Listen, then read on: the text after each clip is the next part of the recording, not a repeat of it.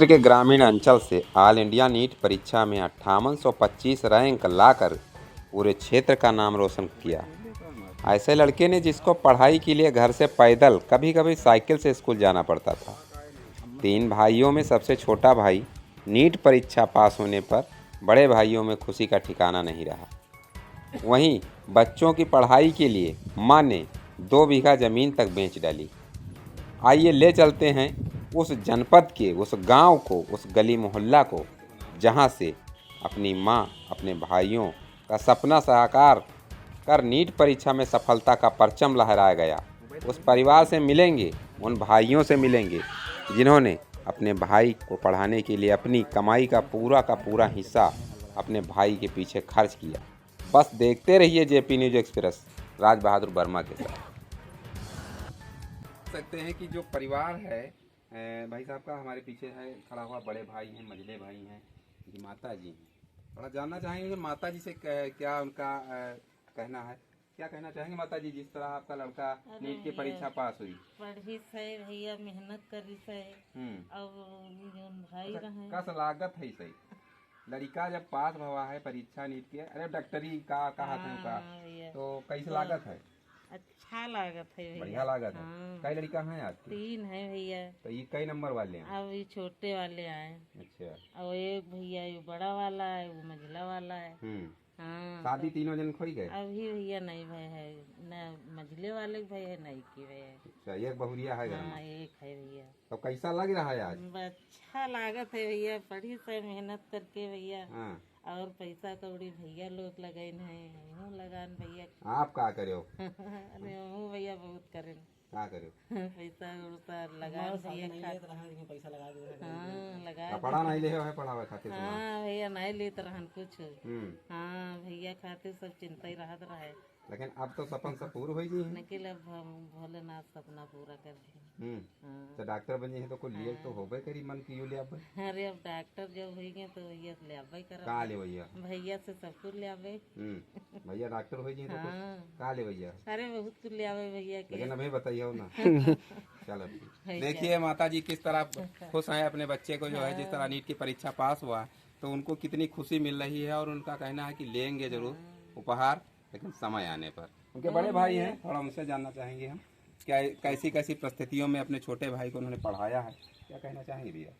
हम यही कहना चाहेंगे कि हर भाई अपने भाइयों को आगे बढ़ाए, और ये मत सोचे कि जो है मेरा छोटा भाई पढ़ रहा है, वो जहाँ तक उसका सपना हो। इनका सपना था कि हम डॉक्टर बनेंगे। हम भी एक बीएससी करके उसके बाद डॉक्टरी कर रहे हैं यहीं लालपुर में। हमारे पिता भी जी पहले से ही थे यहाँ डॉक्टर, और फिर इनका सपना हुआ कि भाई हम एमबीबीएस बनेंगे, बड़े डॉक्टर। तो हमने कहा ठीक है पढ़ो, हमसे जो हो सका हमने किया। हमारे छोटे भाई हैं, उन्होंने भी बहुत कुछ किया, परिवार वालों ने बहुत कुछ किया। अच्छा। और इनका भी योगदान बहुत रहा है। यानी आप लोगों की उम्मीद पे खरे उतरे कि नहीं उतरे? बिल्कुल बिल्कुल 100 to 100%। उसमें कोई ऐसी बात कहीं ना नहीं। कहीं कहा जाता है कि भाई भाई के लिए, तो आपने जो किया है और आपने उम्मीदें भी लगाई होंगी, जब पैसा लगा रहे थे तो उम्मीद तो लगी नहीं है कहीं ना कहीं से कि छोटा भाई है? हाँ, पूर्ण रूप से विश्वास था कि ये सही कर रहे हैं। ये तीसरा साल था उनका, और बिल्कुल सही रहे हैं। कोई ऐसी संभावना हमको बीच में नहीं लगी कि ये मेहनत नहीं कर रहे हैं या ऐसा, और हमने कोई कोशिश छोड़ी भी नहीं है जी कि अच्छा, जब सफलता मिल ही गई है, हाँ, तो अब तो उम्मीदें आपकी क्या कह रही हैं? और उम्मीदें बस यही हैं कि जिस लाइन में गए हैं समाज की सेवा करें, अच्छे से रहें, गरीबों का ध्यान दें। क्योंकि इस क्षेत्र से निकलने के बाद जब यहाँ का व्यक्ति जाता है बड़े लेवल पर, तो वहाँ पर बहुत सारी चीज़ें उनको उपलब्ध नहीं हो पाती, इसलिए वो लोग मायूस हो जाते हैं। इसी तौर से जब इनसे हम यही करेंगे कि गरीबों की सेवा करें, उनको देखें, ये कहीं भी रहें जी ठीक। और बाकी तो हमारा आशीर्वाद तो पूरी ज़िंदगी के लिए है ही, बाकी सब ठीक है। अच्छा, मझले भाई भी हैं उनके, आइए। क्या नाम है भैया आपका? क्या कहना चाहेंगे जो आपका छोटा भाई नीट की परीक्षा जिस तरह पास हुआ है? कहना यही चाहेंगे, काफ़ी मेहनत किया, हम लोगों ने पढ़ाया, अच्छे से पढ़े, पास हुए। यही कि पिताजी का सपोर्ट नहीं रहा, हम ही लोगों ने इनको पढ़ाया। तो हालांकि हम यही कहना चाहेंगे कि हमारे जैसे कंडीशन किसी की भी हो, तो अगर कोई भाई उनका पढ़ना चाह रहा है तो विधिवत किसी भी तरह से उसको पढ़ाएं, चाहे जैसे पढ़ाएं। हालांकि हम तो जितना कमाते सब इन्हीं में लगाते थे शुरू से। बस यही कहना चाहेंगे। यानी कमाई का पूरा हिस्सा हाँ, पूरा हिस्सा लगाते थे बराबर। पढ़ाई के लिए। आपने कहाँ तक पढ़ाई की? जी सर, मैंने बस इंटर किया बस। खुद इंटर करके भाई को नीट परीक्षा करवा रहे हैं, MBBS करा रहे हैं। ये सोच आपको कहाँ से आई? सोच हमारी बहुत पहले से थी कि हम नहीं पढ़ेंगे लेकिन छोटे भाई को पढ़ाएंगे। हम एक बात समाज के लिए कहना चाहेंगे जी। कि डॉक्टर भीमराव अम्बेडकर साहब ने एक लाइन लिखी है, वो सच है।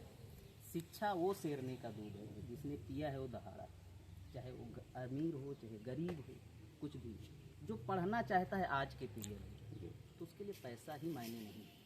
वो पढ़ सकता है, हर कीमत पर वो पढ़ सकता है। लेकिन यहाँ के कुछ समाज के लोग होते हैं, हम नहीं पढ़ा पाएंगे। जब बच्चे को ऐसी बात कहते हैं तो बच्चे का भी मन टूटने लगता है।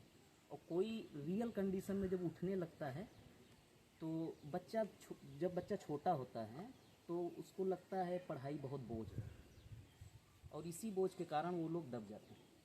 हम हर माँ बाप से कहेंगे कि बच्चे को पढ़ाएं, एक रोटी कम खाएं लेकिन पढ़ा लें। शिक्षा वो शेरनी का दूध है जिसने पिया है वो दहाड़ा है। 100 to 100। देख सकते हैं दोस्तों, आप देख रहे हैं JP news express Raj Bahadur Verma के साथ। जैसा कि हम देख सकते हैं हमारे साथ भाई साहब बैठे हुए हैं।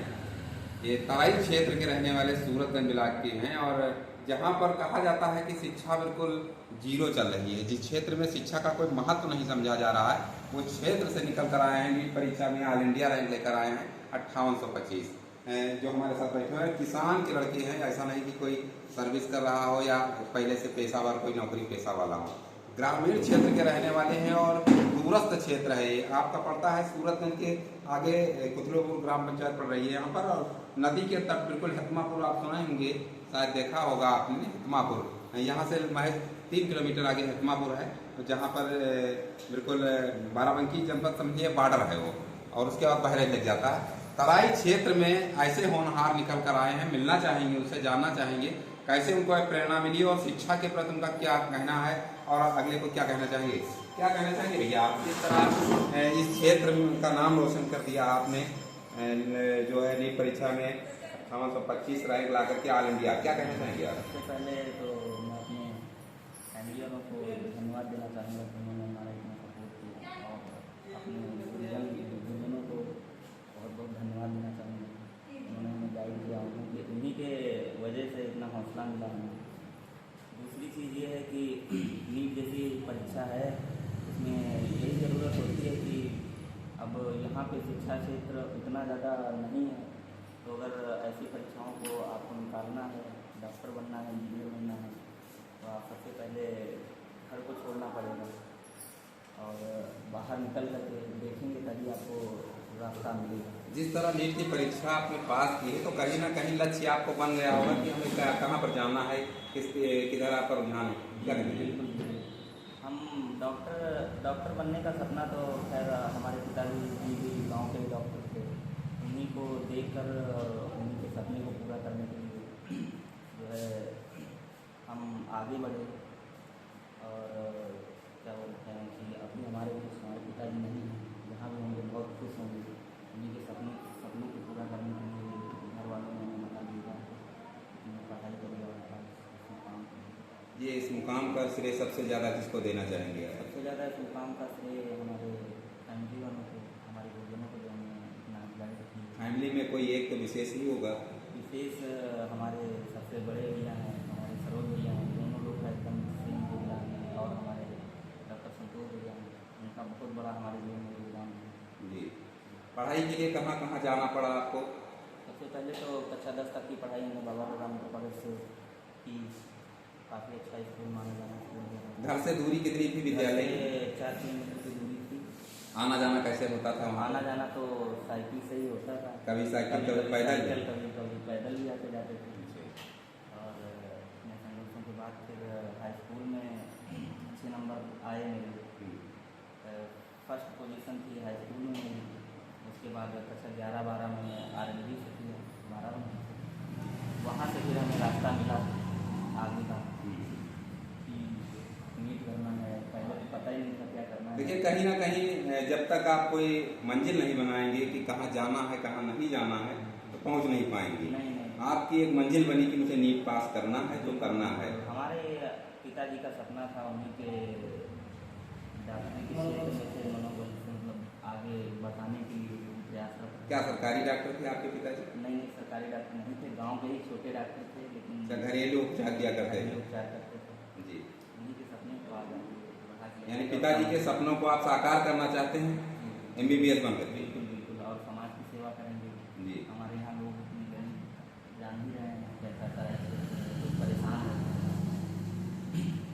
बाहर जाते हैं इतना सारा पैसा खर्चा करते हैं। अब हम उन्हीं लोगों को कम रुपए में यहाँ इलाज करेंगे, सेवा करेंगे, पैसा नहीं होगा तब भी इलाज करेंगे। कहीं ना कहीं देखा गया है कि जब तक कोई बनता नहीं कुछ तब तक तो बहुत बड़ी बड़ी मिलता है कि मैं फ्री सेवा करूँगा, ये करूँगा, वो करूँगा, और उसके बाद अगर कोई डॉक्टर बन गया वो तो पैसा कमाने में पड़ जाता है, फिर सेवा वाला।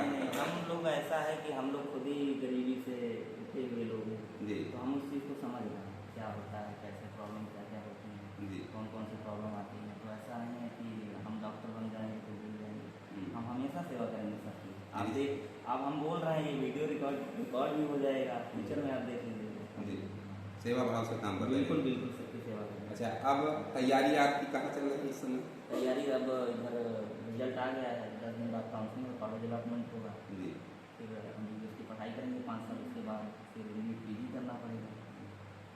अच्छा, क्या कहना चाहेंगे जिस तरह इस तराई क्षेत्र में शिक्षा के प्रति कोई जागरूक नहीं हो रहा है, कोई महत्व नहीं दे रहा, उनको क्या कहना चाहेंगे आप? सबसे पहले यही कहना चाहेंगे कि अगर आप पढ़ाई में धीम हैं या एजुकेशन इतनी नहीं है तो सबसे पहले आप अपनी पढ़ाई पर ध्यान दीजिए, वही एक जरिया है जिससे आप ऊंचाइयों पे पहुंच सकते हैं।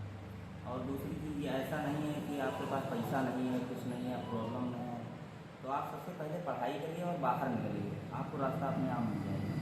अगर आप प्रयासरत रहेंगे किसी भी चीज़ के लिए तो सफलता निश्चित पहुँचेंगे। टाइम लग सकता है लेकिन सफलता जरूर अवश्य सफलता जरूर मिलेगी। जरूर मिलेगी। अगर आप लगे रहेंगे और लगन से लगेंगे, अगर मेहनत करके अपने ईमानदारी से मेहनत करेंगे तो आपको पक्का मिलेगी। क्या अपने परिवार वालों से मिलाएंगे आपने?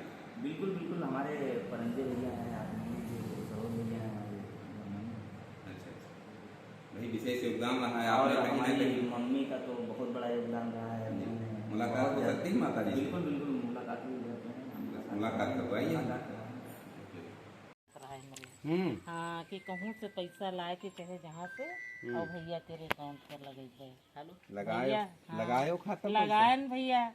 और ये हर वक्त दिल में सोच रहा है कि भैया कोई दिक्कत ना हो, अच्छा, हम चाहे जहाँ पैसा लाई लगे वहाँ भैया। अच्छा, खेती होती है? खेती भैया 2 बीघा है, वह बेच डाले। पढ़ावे खातिर? हाँ पढ़ावे खातिर भैया ये केरम लगान खेती पाती और नहीं है अब तो भैया कमाई है तो खेती तो लग रही है। हाँ भैया कमाई है तो लग यहाँ ले भैया हो आप हैं? हाँ भैया और कस्टमर भाई है। देख सकते हैं खुशी का ठिकाना नहीं है परिवार में, और उम्मीदें क्या क्या लगी हुई हैं उनके, अपने आस लगाए बैठे हुए हैं। बने रहिए ऐसी तमाम खबर के साथ राज बहादुर वर्मा के साथ।